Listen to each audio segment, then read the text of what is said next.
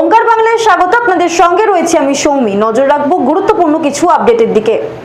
বুধবার দেশ জুড়ে ধর্মঘটের ডাক দিয়েছে কেন্দ্রীয় ট্রেড ইউনিয়ন ও ফেডারেশনগুলি। তারই সমর্থনে সকাল থেকে জেলায় জেলায় বামপন্থীর মিছিল ও পথ অবরোধ শুরু হয়ে গিয়েছে। সেই চিত্র দেখা গেল এবার দুর্গাপুর স্টেশনে। পুলিশের সঙ্গে ধস্তাধস্তি বেঁধে যায় অবরোধকারীদের। হুগলির কোন্নগর ও রিষড়া স্টেশনের মাঝে রেল অবরোধ করেন সিপিএম কর্মীরা।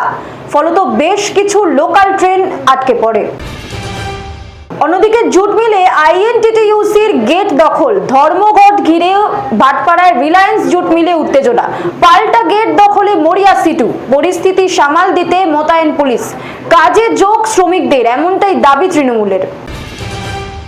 বামেদের ডাকা বন্ধ ঘিরে দম জুড়ে ফের উত্তেজনা। সিপিএম কর্মীদের বাস লরি আটকানোর চেষ্টা, চলছে পুলিশি লাঠিচার্জ। অন্যদিকে দক্ষিণ দিনাজপুরের বুনিয়াদপুরে সিপিএম নেতাকে চড় আইসির।